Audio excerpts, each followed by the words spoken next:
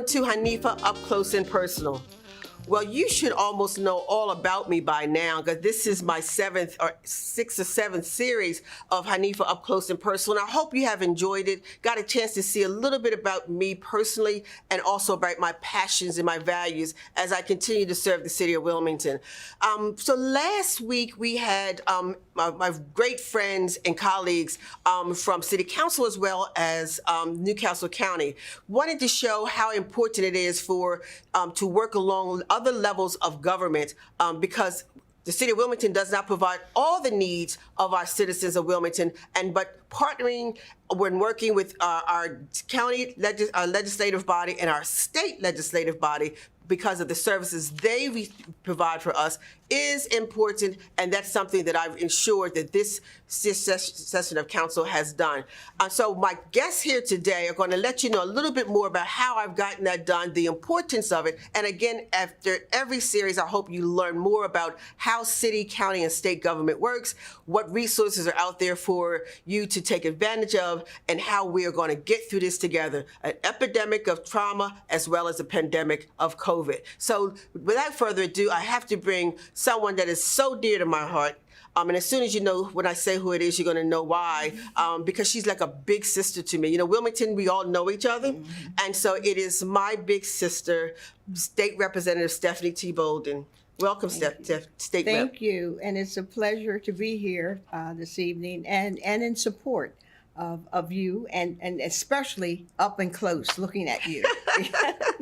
Thank you. Well, ladies and gentlemen, I want you to know that it was State Rep. Stephanie T. Bolden. At that time, she was Councilwoman Bolden. She encouraged me and kept pulling, Hanifa, I need you to come and get on council. You should do it. The first time you asked me, I didn't do it the first session, but the next session, it was perfect timing for me. And I want to thank, I don't know if I want to thank you or if I really, I don't say that. But it has been a pleasure and a great passion for me. And I want to thank you for your mentorship. Because not only did you bring me in, but you sat and you taught me and guided me and scolded me when I was wrong and you praised me when I was right. So thank you, State Representative Bolden. My pleasure. And now that you're in the state, we're still working together. Yeah, I'd just like to say too, in going forward, that I didn't only look at you and see you and encourage you to become a member of council and run for city council. I looked at what you were able to bring and offer, because it's very important that you not only know the district, but you know the procedure and what your abilities in doing so. You have been a businesswoman. You know, you had run several festivals and things like that. You had a restaurant. You had all that, and you had knowledge of finances. Yes. And that's very, very important, because this is not, this position or any position that you're elected to is not like running for city council in a high school, because it's done by popularity. It's got to be done by skills and performance, not likes or dislikes, but skills and performance, because you are representing the entire body, the entire city of Wilmington or the state of Delaware. So I want to just say that. It's very important, because that's a big qualification in what I saw in you and why I had the opportunity to work with you and be your colleague on city council and still working together as your state rep. Thank you, Stephanie. And you don't mind me calling you Stephanie. State Rep. Bolden. Just don't leave out the T. That's right, Stephanie T. Bolden.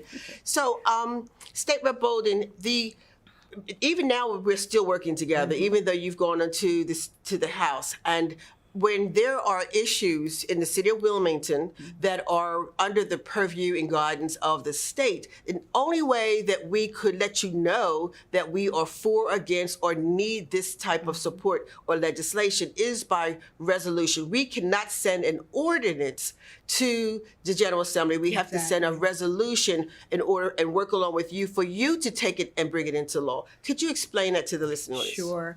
A resolution is not a law or an ordinance. You know, even on city council, you do resolutions that may be signed, but it does not mean that it is actually a law.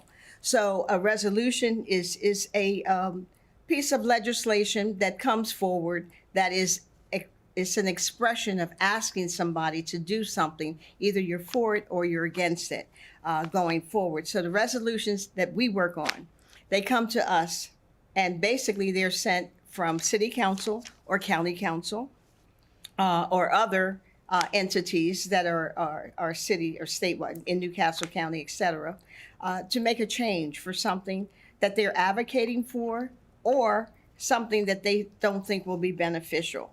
So what do?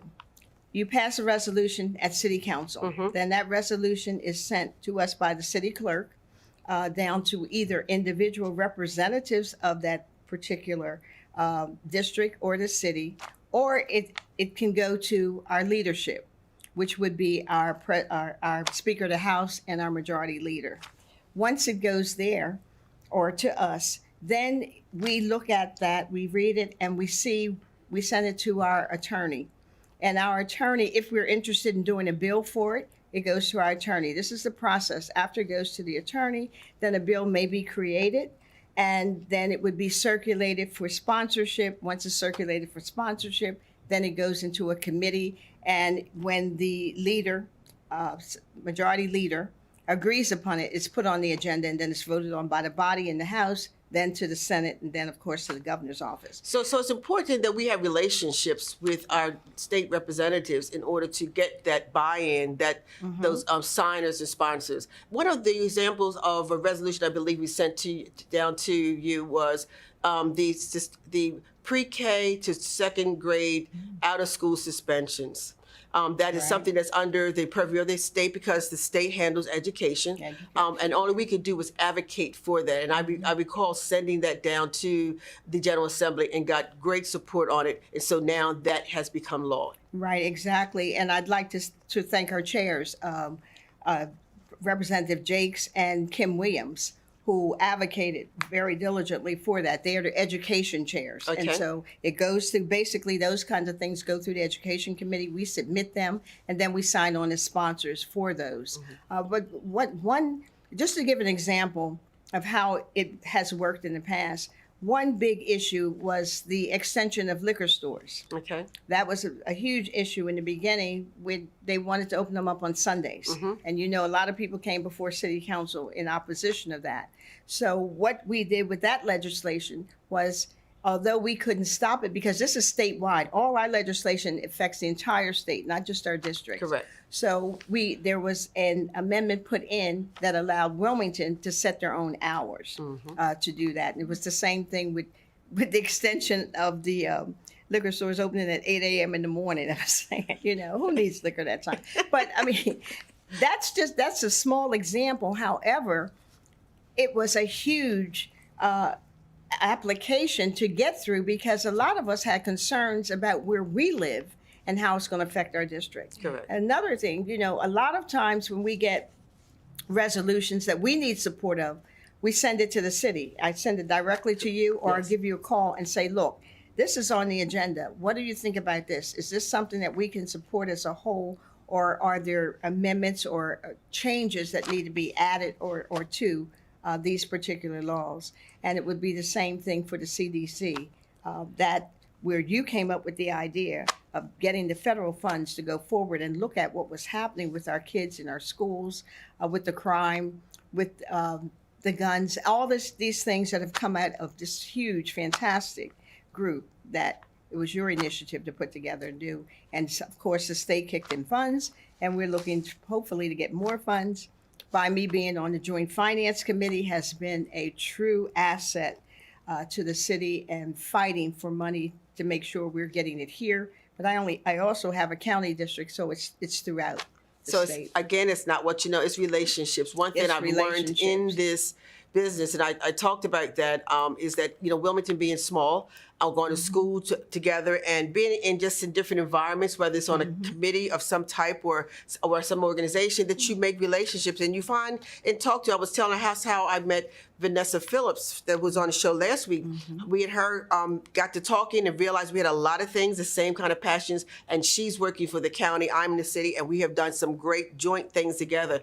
And that's what it's all about, is having relationships and in keeping that line of communication open. And I want to thank you here publicly for your continued support of the efforts that that we have sent down to you on behalf of the citizens of Wilmington, and especially the work for the Center for Disease Control.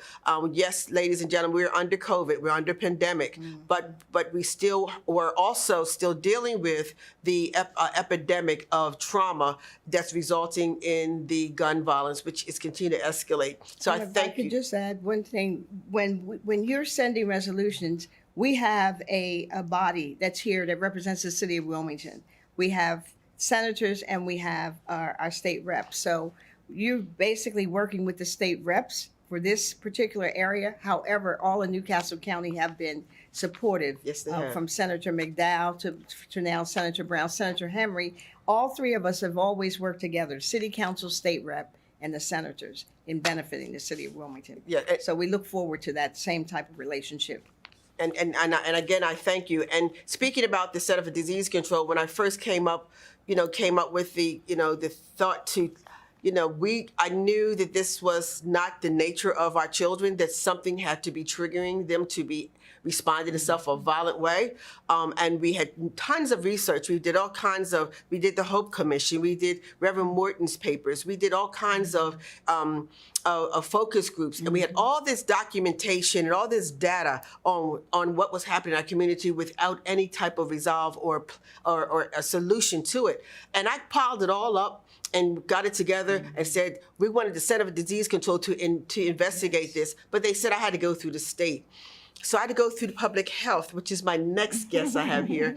And I got to tell you, ladies and gentlemen, this lady here has been, when I first presented this to her, has been by my side and been right there fighting with me ever since. It's been 5 years. And it's my pleasure to introduce Rita Langrith, former Deputy Secretary of Department of Health and Social Services. Rita Langrith, thank you and welcome, Rita. And she's now with the University of Delaware with Healthy Communities, correct? The Partnership for Healthy Communities. And thank you for having me. And also, I just want to thank the both of you for your commitment and for your public service and for your leadership, especially on behalf of the city of Wilmington. But I know you both work for the humans across our state, and even thinking about whatever innovation that can be created here, it can be replicated across the country, especially when we think about where the country is today and the trauma and the unrest that we are all experiencing. So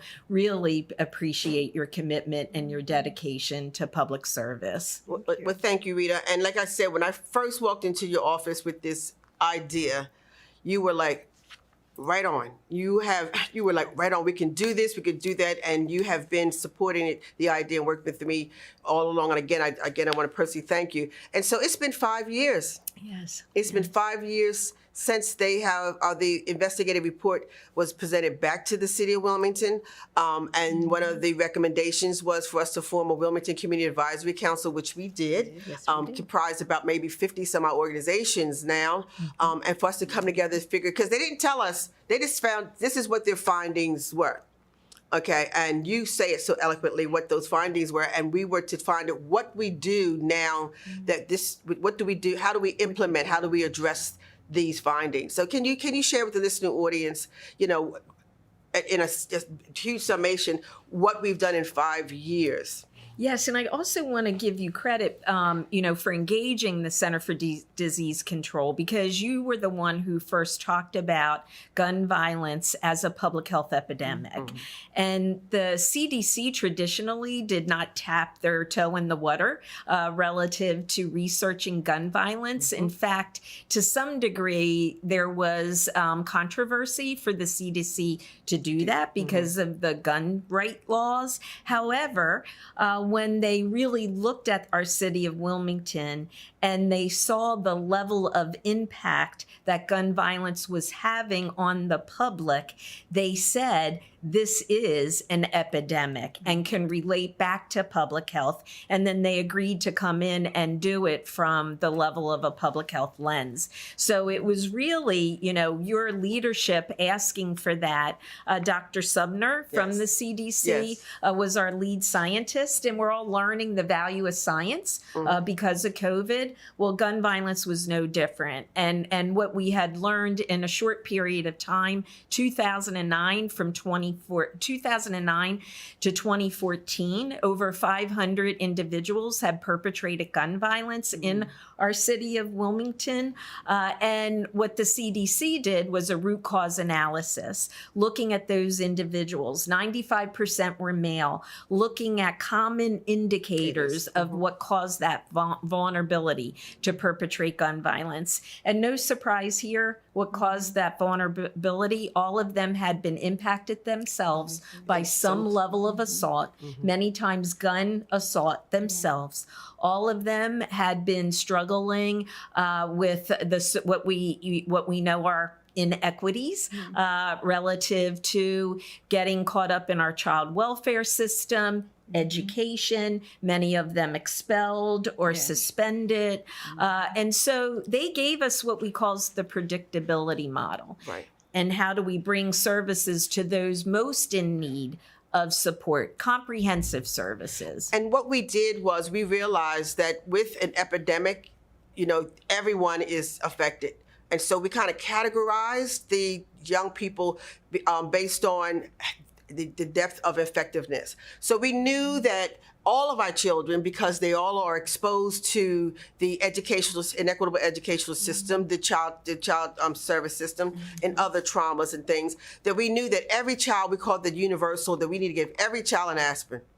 Every child needed to get a vitamin of some type to make them stronger to deal with that. And we did that by having our the 18 community centers safe havens. We said we want our children to have a safe place for them to go. So we put money into our community centers to be open late at night and on weekends. So no matter what, the children had a safe place to go. And we populated those community centers with positive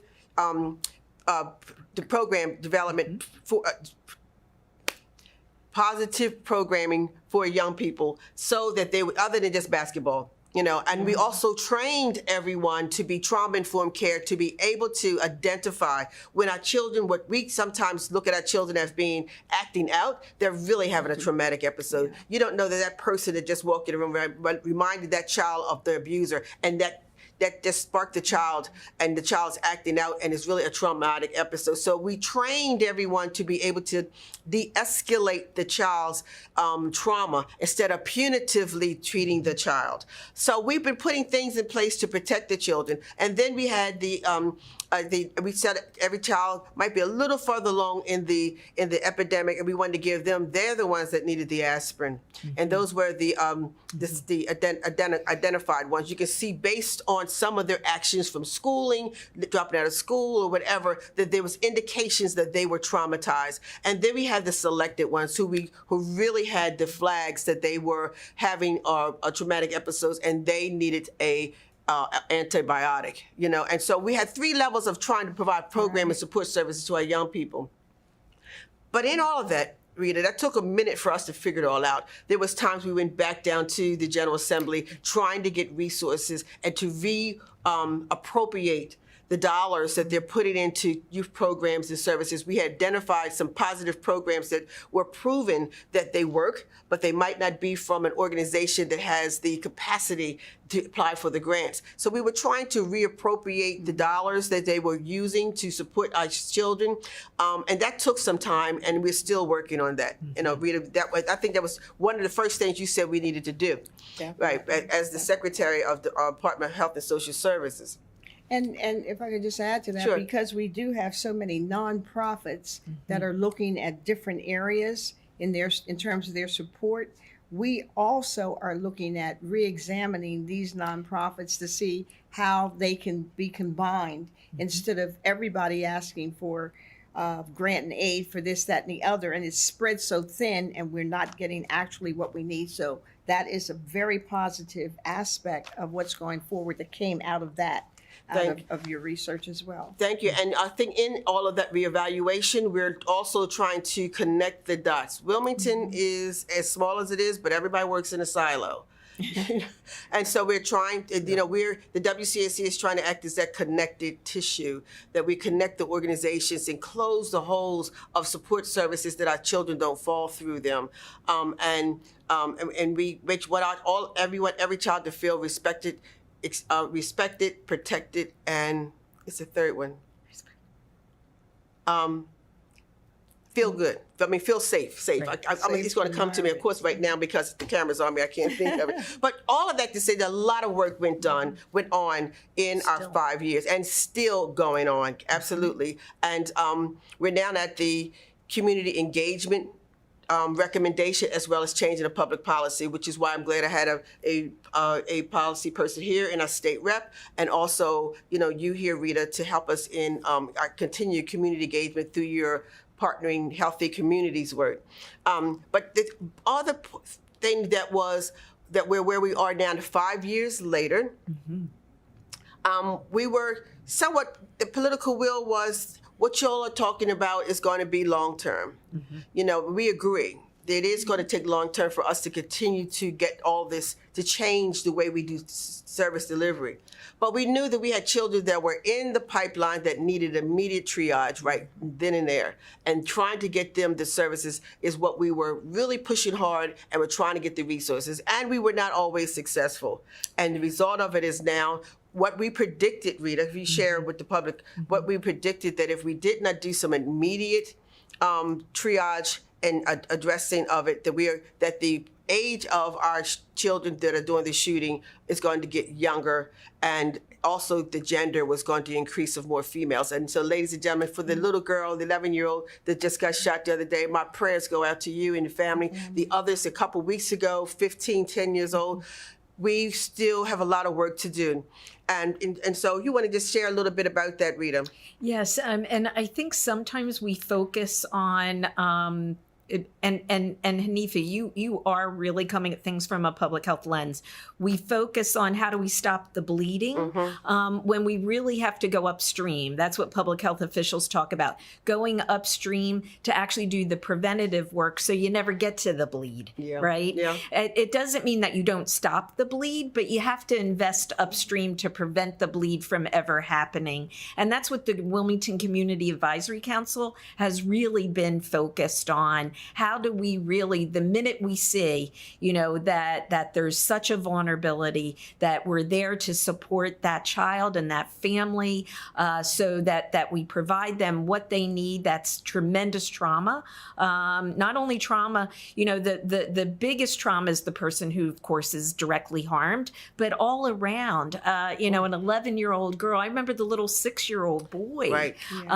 Who survived the shooting, but now is paralyzed and also has a traumatic brain injury, and they just happened to be at the wrong place at the wrong time, just like this 11-year-old girl. And not just he was affected, the children that witness it, the families that see it. I mean, it's just continues to go on and on. 2 shows ago, I had a Reverend Donna Jones on the show, and we were talking about a more culturally rounded practice, which is called community restoration practices. And that is similar to what the GBI is doing when you bring in the mentors and people around and surround the person that they are saying, change your life. And we're here to support you. But this is done on a community grassroots level. It's the way that we used to be, Stephanie. It was the way that it used to be before, and I'm speaking in reference to the African-American community. We didn't call the police. We had to handle things on our own, and we have to get back to that. We cannot depend upon the police to resolve these disputes that we have. We need to get back to being neighbors. So about values and respect. We had values, and we had neighborhoods. And neighborhoods.